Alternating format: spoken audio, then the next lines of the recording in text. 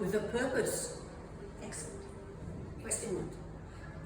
There's a purpose behind the speech, and that is to look after the male members of our family and friend group.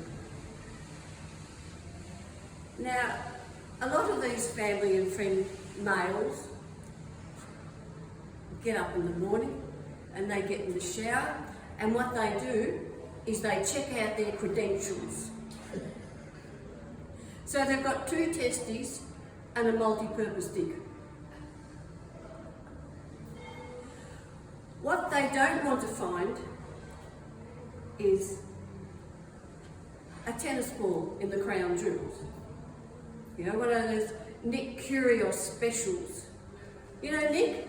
Mm-hmm. He's Nick, and we're all curious about what he might do next. I'll tell you a little story about my husband. Some people know Jeffrey. Mm-hmm.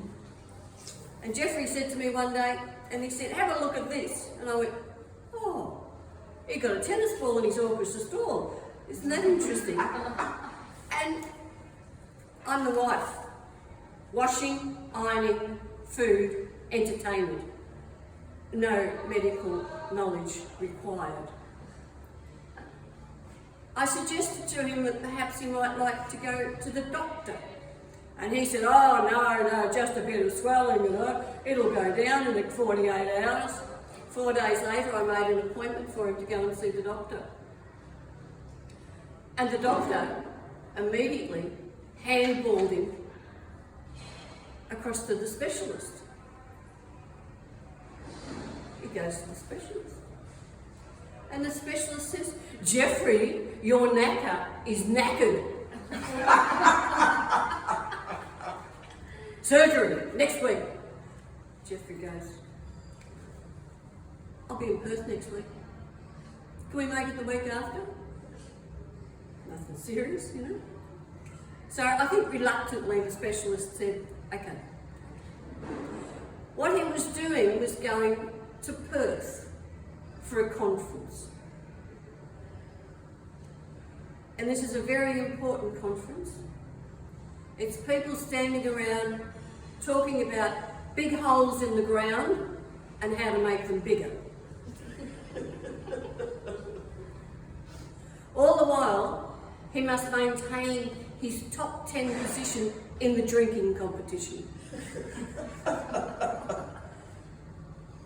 And to be able to stand up for that amount of time in the drinking competition, he doesn't need, but he goes and buys a new pair of shoes. Not any sort of shoes, you know. Spent an obscene amount of money on a pair of imported leather shoes. So he toddles off to Perth. He's got a month's wages on his feet and a tennis ball in his jocks.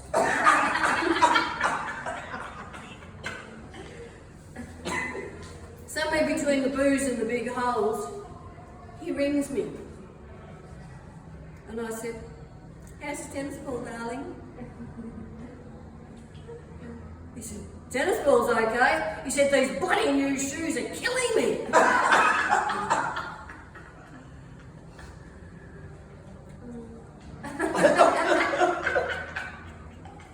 So he arrives home and he's off to have his surgery. And when he came back, and he's an OBE. One ball extraordinaire.